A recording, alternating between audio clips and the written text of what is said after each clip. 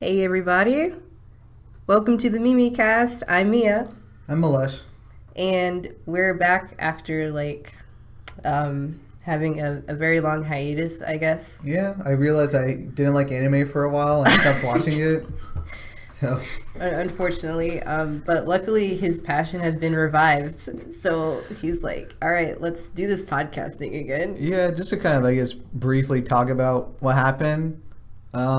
I mean, because I think I can see why. Because right now there's some really awesome shows going on. You're right. But, what? Oh, okay. So, in general, I've been debating, like, how much I really like anime.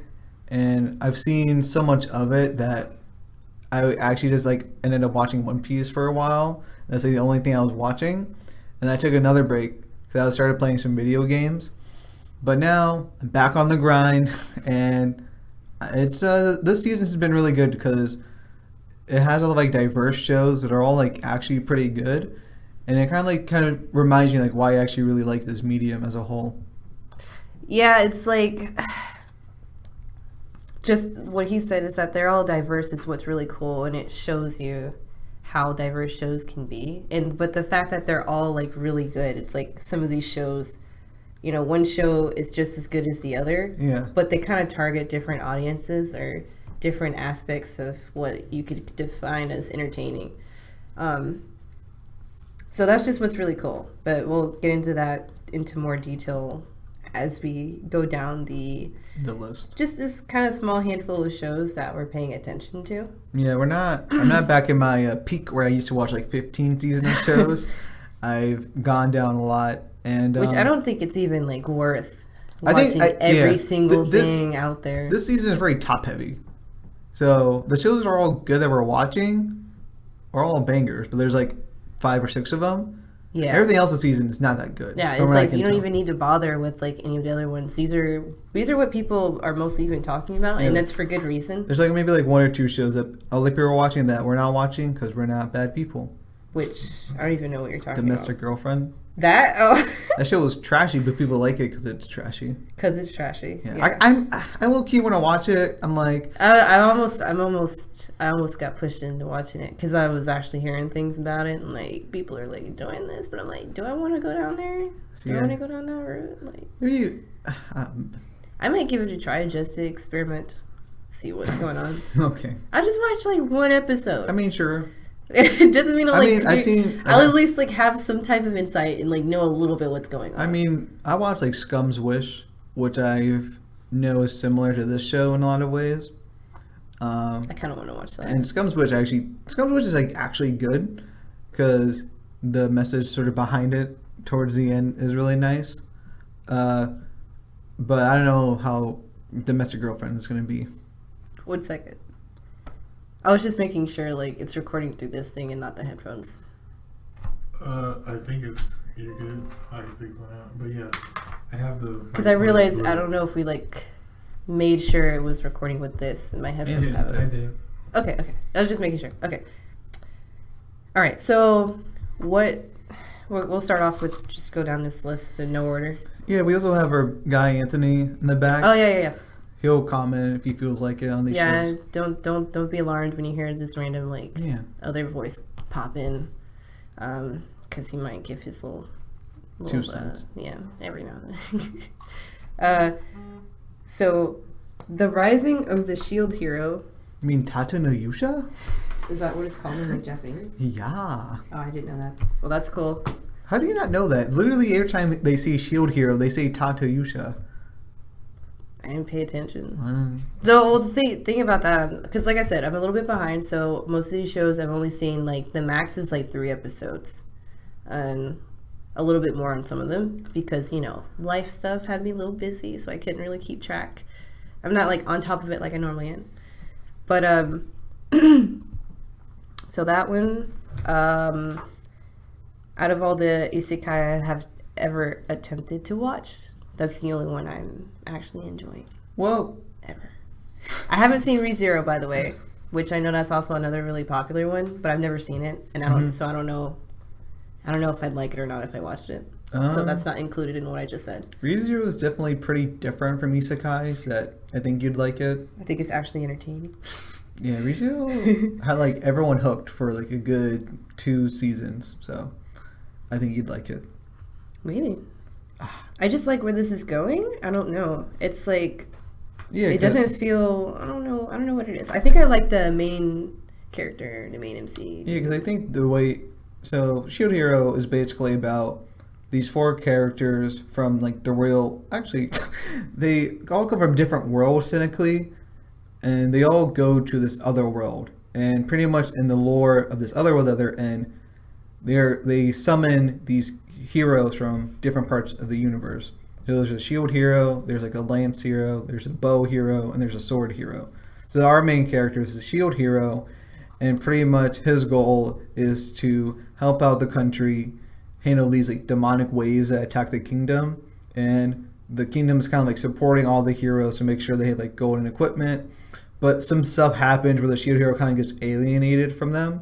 And so he has to like really work from only with himself and try to figure out ways to get support from other people. And yeah, he starts off in a really he ends up in a really bad situation. So yeah, compared to the other heroes, he's like a little behind. Yeah. But he slowly like makes up for it because he is really smart. Yeah. And he's sort of determined. Yeah, like in a way he wants to like get back at certain people that like screwed him over. Yeah. And that's one big motivating factor. And the thing I like about the show that kind of differentiates itself from other isekais is that they kind of like acknowledge like, hey, we're in another world, but that's not like a big plot point. They're not trying to get out. They're not trying to figure out why they're there. They're just trying to like solve this crisis they have on themselves. And it's really cool because one thing you see in isekais is like the main character is like, well, back in my real world, I will implement this, and they'll like do something like that. But in here, the main character doesn't really do that. He's like, back in Japan, I used to do this, and now I can apply it here. He's actually just using all of the skills he just naturally kind of has and is doing stuff, which I like. And it feels much more like a fantasy show than it does a isekai show. So it's less of like, we're all sick of this, like, oh my gosh, we're in a new world? What? Like the same thing happens. It's like they're in a new world and they're exploring all the things they can do in a new world. And it's like I guess this takes away from it being that this new concept. Yeah. It's like, been here, done that. It is interesting. Let's focus on what these characters are doing. The thing it's based off, like the light novel came out like 5-ish years ago. So it's not like this is not like a call and response to the isekai boom. This has happened during the isekai boom. So it's interesting seeing like how they kind of were able to be aware of some of the things that people don't like about the genre now. Oh, do you think so? Do you think they were aware, or it just happened to be? I'm sure it's like a bit of both. I feel like it might just happen to be something they were actually good at storytelling. Maybe I think the author probably wanted to do a fantasy story, but then she realized every fantasy story is an isekai. So she's like, I guess I'll make it an isekai, but I'm not gonna make that a big aspect of it.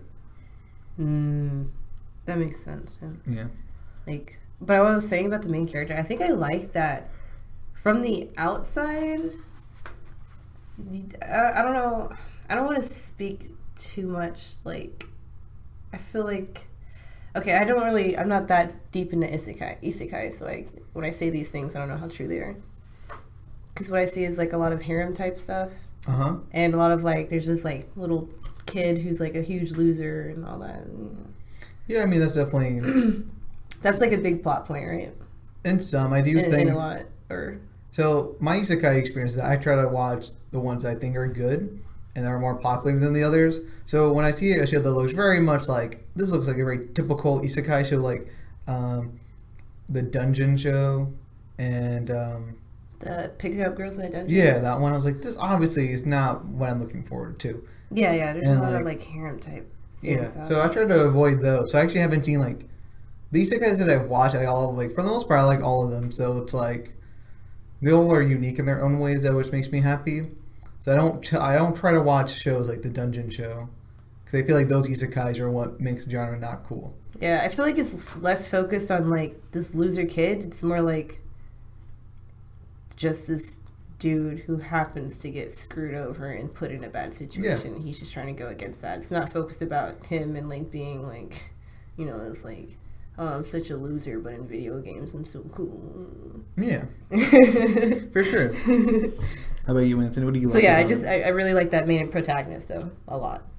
I do like the main protagonist a lot. I think that he's charactered very well. Like, yeah, he acts like a person who's just been royally fucked over by everybody.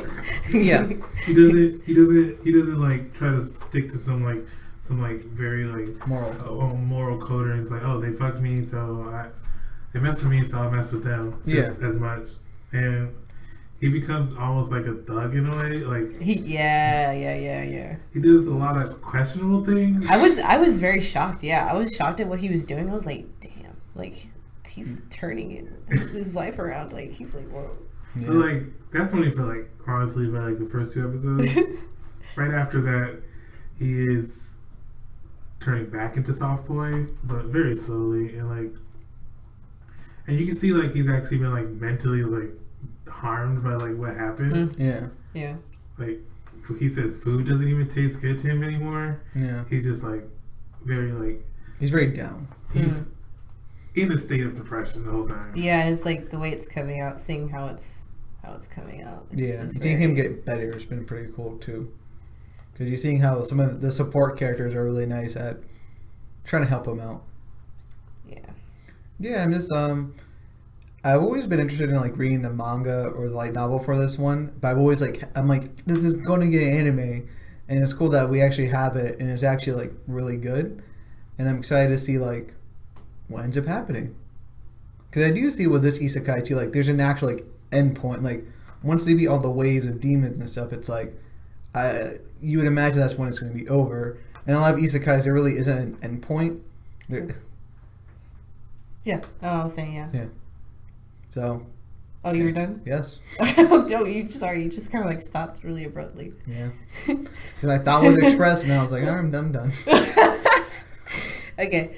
What I was gonna say is like I don't know the ending. I feel like you talk a lot about I wonder how this is gonna end, and like you know what's gonna end. But I was gonna emphasize that especially for me, the journey is the most important thing. Mm-hmm.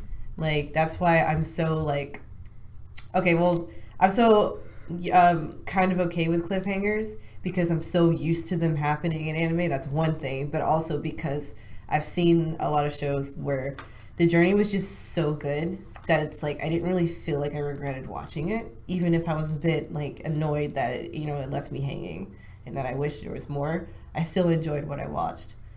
So even though you have like a formula that's a bit like you kind of know where it's going to go and it's going to go down a route that's happened before, you can still do it in ways that are like really entertaining if you do it well. Mm-hmm. Even if you know what's going to happen. Yeah. So. Yeah, I agree with you because I don't. When it comes to like endings in anime, I'm always a little mixed on them because a lot of them do end in cliffhangers, which or just not that good, or like rushed, or but at the end of the day, it is what it is. Yeah. So I guess so in general, that's like a show that people are talking about, but for good reason, and it's like something I recommend other people to pick up too. Yeah, people I think will say it's a different isekai, and it is. Yeah, totally. Yeah, you. What did you say, Anthony? Yeah. Last words. Yeah, it's good. I honestly didn't even hear much about it when I first watched it. I just randomly was like, I'm bored right now.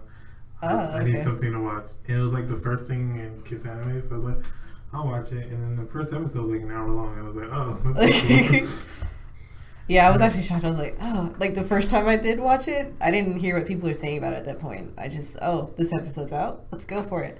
And then, I was like, an hour? Actually, let me put this on hold for a second. So I watched it the next week. Yeah. All right. So we'll move on to one of the most talked about shonen adaptations, Promised Neverland. Yep. You wanna start? So, Promised Neverland. I really can't say much about it because you just have to. It's really good if you watch that show blind going in. So, Yeah. Okay. You're right. Hold on. So, I definitely if people who happen to be listening to this who haven't seen it, you haven't seen it or read it, you should definitely get past the first episode, or I don't know where it happens in the manga, the reveal. The first chapter. All right. Just read that before you listen to us talk about it, because I feel like we can't say a whole lot without mentioning the biggest Spoilers. Biggest part of yeah. Because this show hinges on you not knowing what a spoiler is. Even if you know what it is. This will be good. I wouldn't say it hinges on it. The first episode definitely hinges on it. Yeah. It does. That's how it grips you. It does. You're right. It's really important, and I don't want to take that from anybody.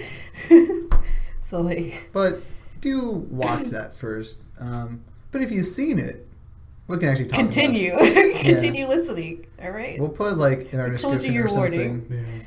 Yeah. When you can go to the next one. Warning has happened. Okay. So Promised Neverland's about a group of kids that are in this orphanage. And as you kind of see in the first episode, it turns out they actually are food for demons. They're on a farm. Yep. Oh my god. And I actually remember reading the first chapter and just being like, ugh. Really? Yeah, that's how I felt watching it. I was like... And the first episode does such a great job of directing and everything, where you can tell something's weird, but you can't really I knew what it was. I couldn't pinpoint it. I was thinking, is this just, what's going on? I'm trying to process things already anyway. So, but it's I know something's wrong, but I could not predict what was wrong. Yeah. And my brother, though, he was sitting next to me watching it, and he was they on a farm. And I was like, whoa. Yeah.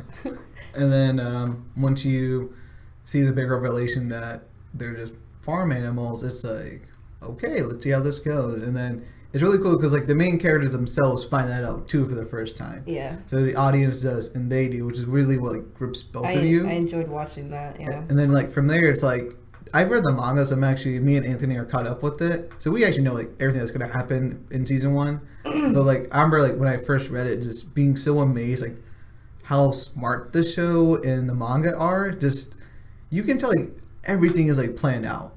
There's nothing that feels unnatural that happens really throughout the entire series, and it's really cool seeing how these kids are trying to basically break out in these very hard circumstance. That's everyone is against them to break out, and they're also trying to get all these young kids out there as well. And would you compare this type of mental thing to Death Note? How no, it's very no. I feel it. Because I think minds. It's a battle of minds a little bit. It is battle of minds. Because you're trying to. It's both sides are pretty smart. Mm-hmm. And it's very. How do I even say it? I feel strategic. To me, it feels like a Ocean's movie, but with very, very, very high stakes. In a what? An Ocean's. You know, the heist movies. No. Oh, okay. Uncultured Mia. I don't know. Yeah, I have no idea. Pretty much all the ocean movies are. They have an ensemble cast George Clooney and stuff. Oh yeah, I'm not good with pop culture and stuff. No. The whole point of these movies is that they try to rob a casino, a bank. Basically, they're trying to get money. Yeah.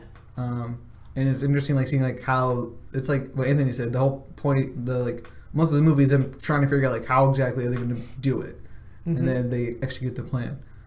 The only reason I don't think it's as Death Note-y, because Death Note, the thing is, Light and Elle are trying to figure out. They're trying to it's like a cat and mouse game almost. Is this not a little bit more? It is to an extent. I feel like this one's more of is it chess? Both players. Yeah, like chess. Okay. Right. Yeah. That's true. Wow, Death Note is really smart, and this is also really smart. Mm-hmm. That's mainly where that comparison came from, because it's just a similar feeling watching it, and they're both pretty thrilling. Mm-hmm.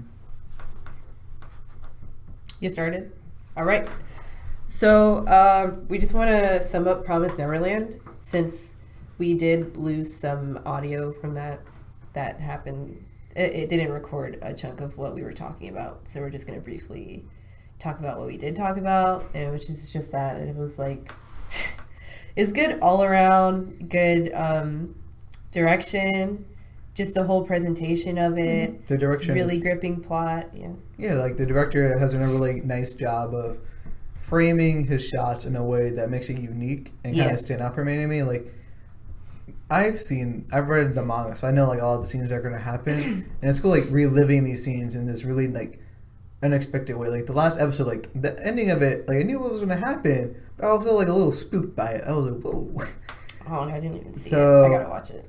I really like that, and the characters themselves are also just really fun. Like Emma's a really great main character to have in this show because she is so positive and like so willing to go the extra mile helping Anthony said out. He was like, they put Naruto, it's a female Naruto stuck in and then Ray is pretty much like Sasuke, but he's also really fun. Yeah, I thought it was unique that we have like two main, really, really smart characters. 3. Ray and Norman. Oh, yeah. Emma is smart. She is, but she's more... She has to work harder to be smarter, but she is. You know what I mean? I'm not saying she's dumb, but like, who's the true like geniuses here? Me. So so that's Promised Neverland. Really good watch, definitely watch it because it's like, I want to say, I chose purposely not to read it, even though I was about to read it. I was this close to reading it, but I didn't read it because I heard there was going to be an anime adaptation, and I was like, all right, so I'm just going to watch that because I knew it would be good. I was like, it's a Shonen Jump. People are like talking about it like crazy, like hyping up like mad. I was like, there's no way they're going to screw this up. Like, My Hero Academia is doing really good, so that gave me like hope, and it's like I wasn't let down. Like I feel like I made a good decision. Yeah. So yeah. Next, we're gonna talk about Mob Psycho, the second season, Mob Psycho 2, and Milesh hasn't watched it. No, I have seen the first season. Seen the first season, hasn't watched it yet. But me and Anthony have been watching Mob Psycho 2, and well, it's just really, really amazing. It's so much better than the first season. The first season is already good, but it's just adding more in-depth, like, I guess you could say character development, especially on Mob. That's what you were talking about, Anthony. Yeah. And even Reagan in the latest episode. Even like it's just upgraded Mob Psycho. That's like, what else is there to say about it? The animation is like even better. It's just everything's improved, which is really awesome. Fighting is improved. Like fighting was already good, and now it's like even better. That's what people liked about it. And it's still comedic. But the first season was just, it felt more focused on comedic aspects, whereas this is more focused on like more serious topics, a little bit more serious. But yeah, anything else to say about that you want to say? We did have more recording on this, but that also got lost. So it's like, We talked about Reagan. He's cool. Anthony. We were talking about Reagan. Yeah, I don't like him. And Anthony doesn't like him. Everybody likes him. Go ahead and explain why exactly. After the last episode where he literally stop saying No, I didn't see the last episode. No, the last episode of the first season. Oh, okay. What? That was awesome. What are you talking about? When he stole Mob's powers, I was so mad. Dude, are you joking? I was very You pissed. were mad? I was pissed. I was like, oh, this is Mob's time to shine. And then Reagan's like, no. Oh my god. Because he didn't want Mob to do that. Reagan was the best at that point. Are you joking? Dude, I was so happy. He robbed me of the biggest nut of my life. I was so mad. Oh, you're just a hater. When Reagan's like, I got this, I was like, ugh. Yeah, like the cool thing about Reagan, he's scummy but a good person, and is really helping Mob. He's like a positive influence. Shockingly, he's a positive influence in Mob's life. Yeah. It's like, yeah, it's just a weird, it's just an odd kind of relationship they have. Just kind of like, it's like, he's not really a psychic, but it's like they still have that, like, what do you call it, tutor, what am I trying to say? Like pupil master. Pupil, there you go. They still have this kind of pupil master kind of relationship. Yeah. Which is like, even though he's like technically like not, I guess Reagan's really teaching him morals and like giving him character, because he doesn't help him with his like psychic abilities at all. Yeah. He just kind of helps him keep them under wraps and keep him more with that. The spirit guy. But it's good because it keeps him from like, he's Mob is a really powerful being. He doesn't even or he didn't really even realize his own potential, like how dangerous he really was. And Reagan was really good about. I think Reagan definitely knew how dangerous Mob could be. Yes. So he did kind of go out of his way to raise him right, like. Yeah. You know, raise him to not cause harm or abuse his power. Yeah. So that's why Reagan's cool. Mm-hmm. And Anthony's a hater. Any more words on that? I mean, The show in general? their relationship, like... Just in general, you don't have to... Oh, yeah, the anime is really good. Watch it. I can actually talk about it. Yeah, we'll watch it, Milesh, and everybody else listening, you know, we'll watch it. So next we're going to talk about Dororo. This, you want to talk more about it? I do know it's an adaptation from a very, very old manga, right? Yep. All right. And, yeah. I've only saw like 1.5 episodes, but you're caught up.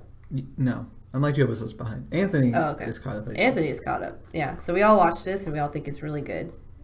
Would you care to share a brief kind of summary? Yeah, pretty much. It's a pretty basic. Like the main character, whenever he's born, his dad ends up going to these like a demon hall, and he asks the demons like, "Hey guys, my land is doing pretty bad. So if you let me like rule Japan and like make sure my land is good and everything, I'll give you anything that I own." So they like they strike lightning on his face, and he has a scar, and then he goes back to see the birth of his child, who's the main character.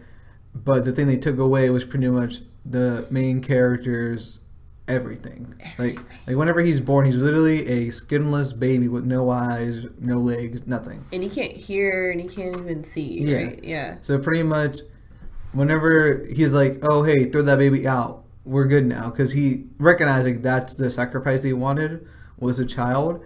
So he's like thrilled about this, and his wife is all like, "But what?" I mean, it's technically, or like it's shown that like he's not even, the baby wasn't even supposed to be alive at all. Yeah, it's really cool. Yeah, the baby was actually supposed to die, but there's like a Buddha figure in the birthing room. Someone felt bad, and she was just like, "Yeah, I'll let you live." Yeah, so the Buddha figure took one for the team and basically let the kid live, kind of. And so whenever one of the aides of the Lord is like taking the baby out back so that it can die, instead of like drowning the baby, she puts him on a boat and lets him go off. And he's able to basically meet someone that helps him out. And he's basically a grown-up now whose goal is to kill all the demons he sees, because he's still able to see the people's like spirits. So like if you're good, you're like white. And if you're like a demon or a bad person, it's like a red glow to you. So he sort of like realizes that whenever he kills some of the demons, he gets some of his parts of his body back. So like in the first episode, he gets his skin back. Yeah, that was pretty cool. So pretty much each episode is him fighting some new demon and basically getting something back from it.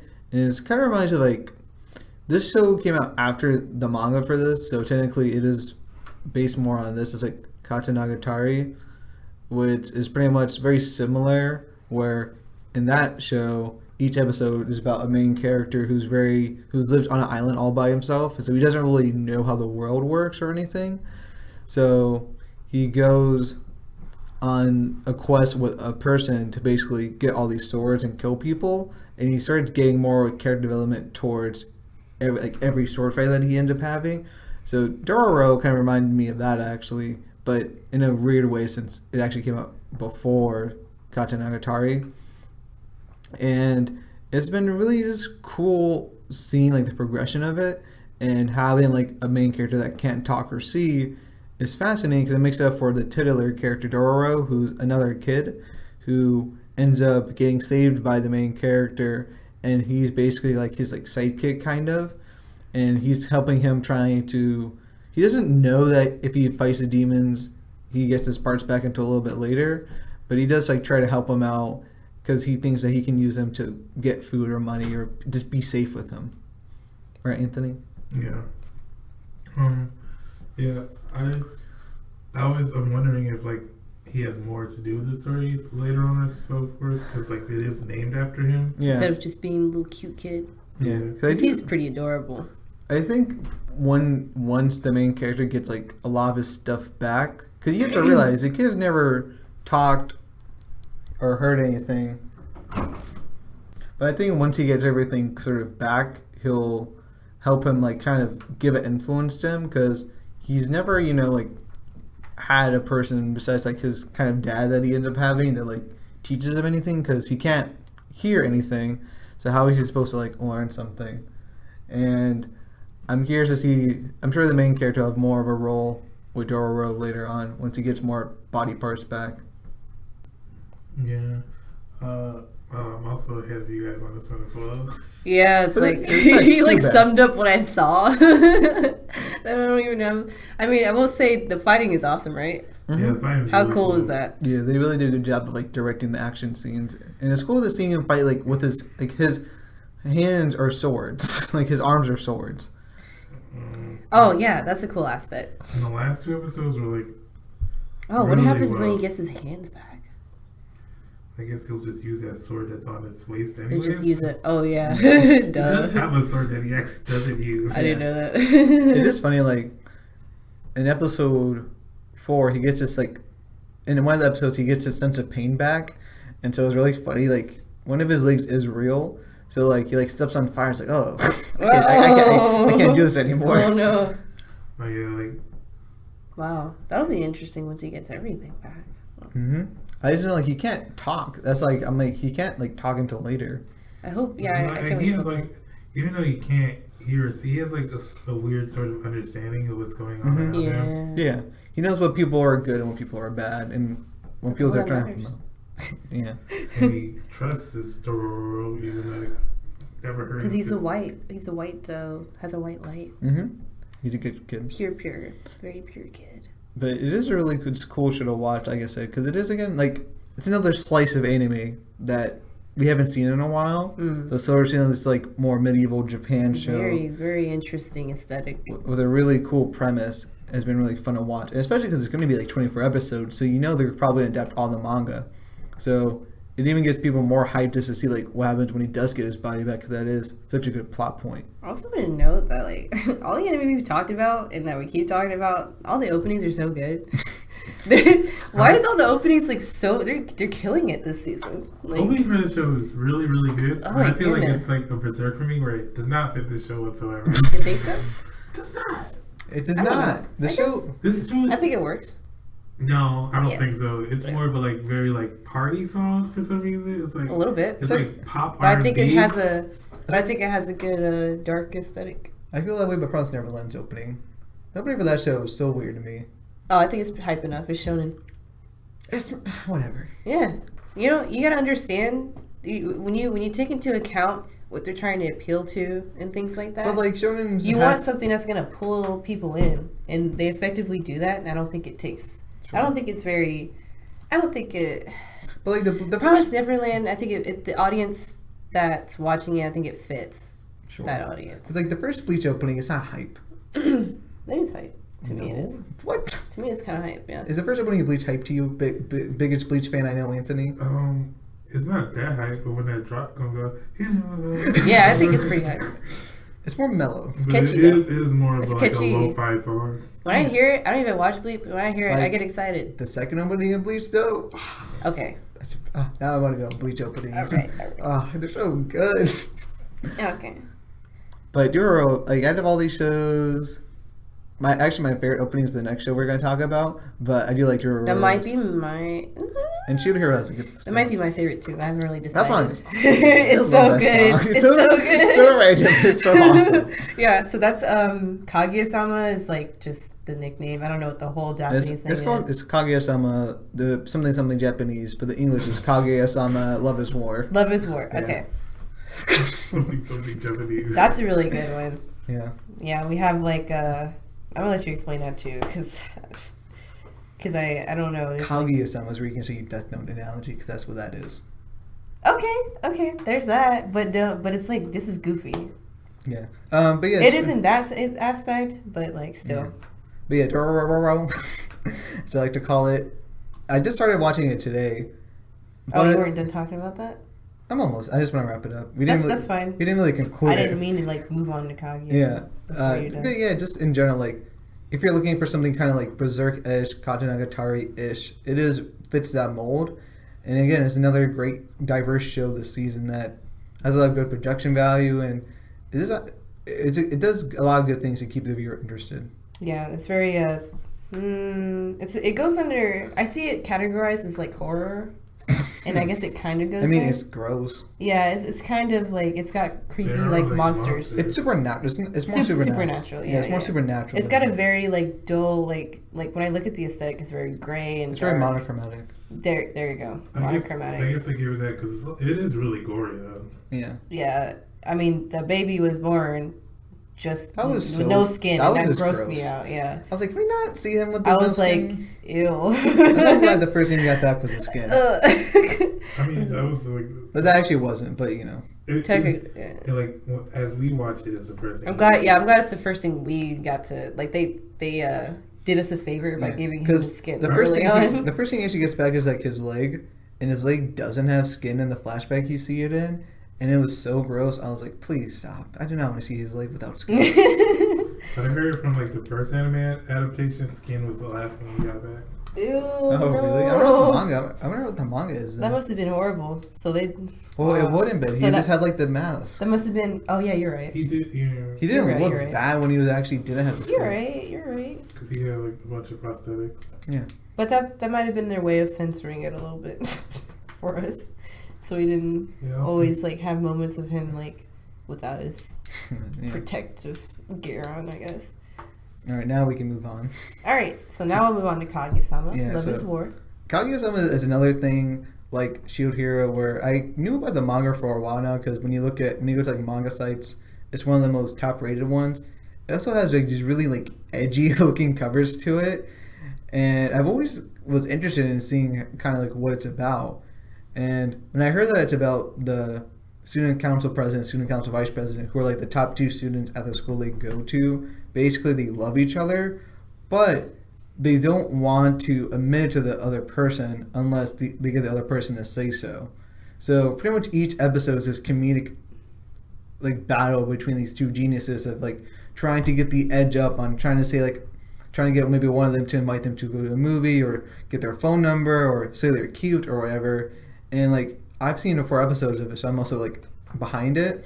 But it's like quickly became probably my favorite show this season, even though like I think Neverland and Doro are probably better like story wise. But in terms of like enjoyability, Kaguya-sama is like a type of anime that I really love. The sort of like slice of life romance comedy shows. And I'm so happy that I watch it because like every time I watch it, I'm just like, man, this makes me love anime again.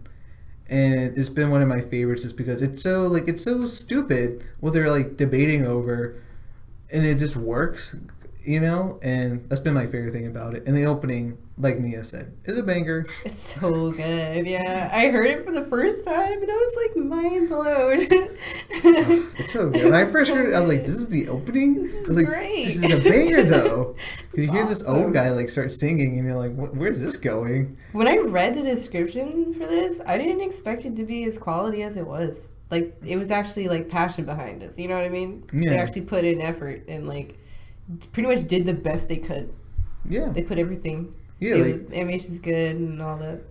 They have like some custom endings. Like the 3rd episode has this really cute ending to yeah, it. the little dance. Oh my goodness. And it's just been like, I just love it, man. Very interesting. Yeah. I mean, it's not my favorite because these type of things aren't like just I'm more a fan of like, you know, plots and like a continuous like one continuous interesting plot. But for what it is, it's really good. It's like I don't think it's any less of a show than like Promised Neverland or anything. Yeah. I don't think it's less than them. It's just in a different genre. It's a different category. Another great example. So, yeah, it's like I mean, it's really good. How about you, you watched a couple episodes of Anime Club? It was actually pretty funny. I don't really tend to laugh that much at comedy anime. Yeah. I feel like it's more Japanese humor. Yeah, that I don't agree with, or like I don't get. Yeah. So, but it was like actually generally funny, and I was like, oh, I don't know if I like actually go sit down and watch it myself, but I did enjoy watching it. Yeah, it's like I'm not inclined to like.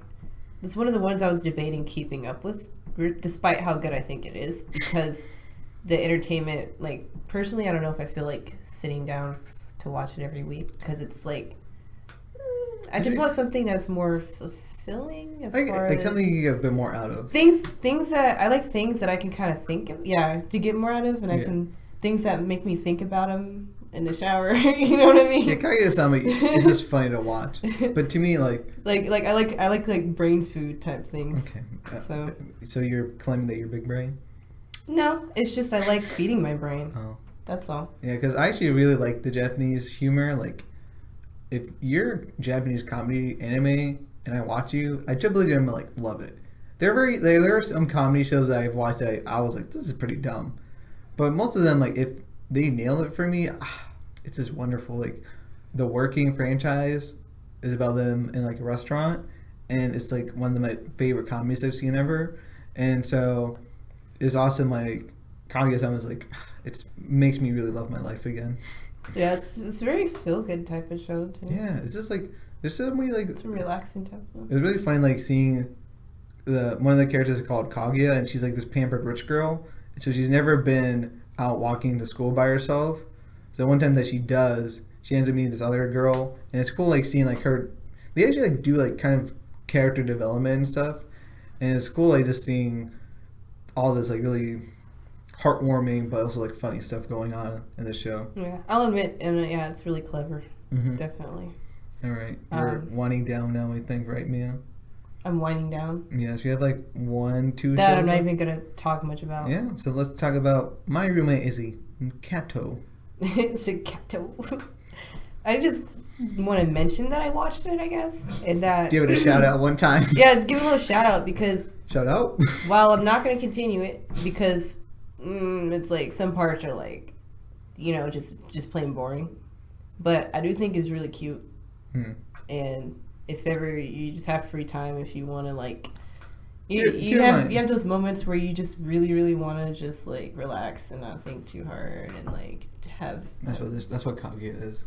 Yeah, but even more. So yeah, I can imagine. It's been more comfy. This is even more. Yeah, it's even more comfy. Yeah. Because it's like soft colors and soft music. The opening for this is also really good. Not quite as good as the others, but it's still pretty good. We'll give it a shout out. And I don't know, it's just really cute. And I enjoyed most of what I saw. Animation isn't too bad. But it's very heartwarming. One of my friends is watching it. He actually said kind of like similar things to you where he's like, I'm actually thinking about like watching this. I'm like, okay, Eric. But yeah, if people like it, I mean, I can't really say much. Yeah, it's nothing like, it's not bad, but it's not like... It's not a banger.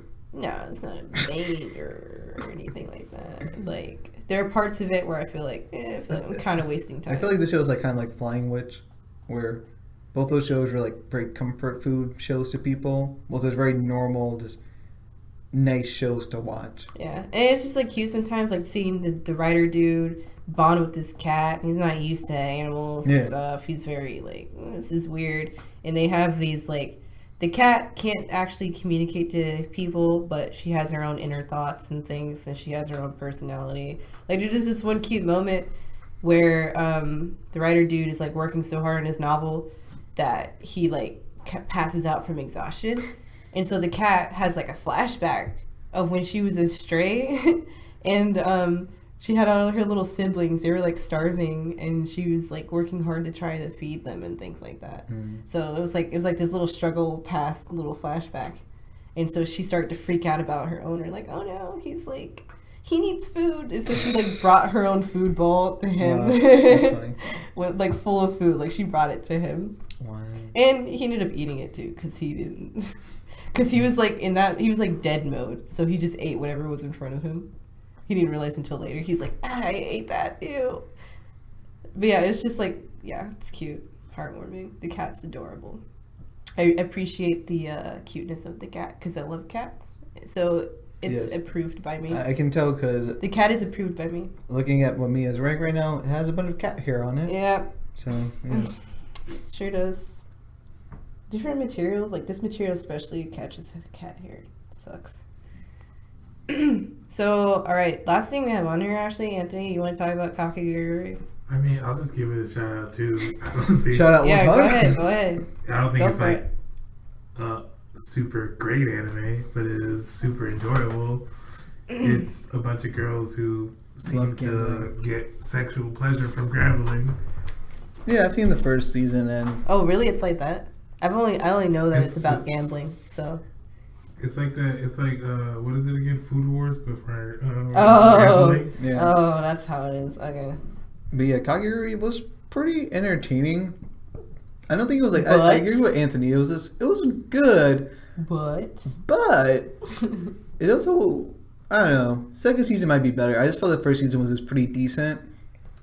Some of like the gambling moments themselves are kind of fun, but like I've seen this other show called Kaiji, which is like an OG gambling anime, and Kaiji is like actually like it's a lot more high stakes than Kakegurui is, ironically, and I think Kaiji's really good. There's actually like suspense to it, and Kakegurui there is some suspense, but like you kind of knew the main character for the most part was always gonna win. In Kaiji, the main character lost a lot, so I'm curious to see like how the second season is in terms of like what it's gonna add to the table. But I'll definitely watch it. The second season is good. I like how they animate some things. Like they have a way of making like the main girl cute and like the mango. That's what it sounded like. The main girl like cute and like, but also like very like sadistic. Like she can like snap from being like very cute girls to be like, oh, this bitch is crazy. And only thing I like truly hate about this show is that the main character doesn't need to be in the story. Some of the guy. Yeah, he literally adds nothing to the story. Mm-hmm. The story would play out the same exact way if he was not there. Mm. I'm like, why did they? If you wanted a whole female cast, you should have just left that like. I mean, there are guys. The academy does have guys. The guy is to what do you call it? That's to self-insert yourself. I guess That's what it's for. Yeah, because he's normal. The thing is, he's been at the school longer than the main girl and seems to know less. Yeah. So he is a self-insert character. Yeah. But he's basically just an audience. He's basically the audience himself. He's just like always in the back. He's always like, oh my god, they're gambling at such high levels. He's Krillin. That's one way to look at it. Yeah, but it is actually very enjoyable, and when I'm looking for something that I don't have to pay too much attention to, even though sometimes to get to the rules of some of these gambling games are so complex. I'm like, what are you? What? There's many times I have to backtrack and be like, wait, what? Because they were playing like Uno one time, but it was like different. I don't know, but it is very enjoyable, and I watch it. So I recommend if you just want something brain dead, you can watch that. Oh, brain dead, dang. All right. So I think that's about it for us, right, Mia? That is. We talked about all that we're watching. That's it. That's all that really matters. Yeah, we'll probably do. That's it. We'll probably have like a anime focused episode next to sort of get back to that, like, how we do for the Naruto. You want to do a Kingdom Hearts episode? We need to talk about that. There's there's some stuff we talk about. Yeah, we can get more people on that. A lot of stuff to talk about. Mixed feelings. Oh, you play Kingdom Hearts? I finally beat it. Yeah. Yeah. So that's gonna be about it for us. I'm Milesh. And wait, you don't want to. All right. What? Never mind. What? Do it again. Okay. Close again. All right, guys, we're about to wrap it up. So I'm Milesh. And I'm Mia. And this has been the Mimicast. It has. Ciao. Bye.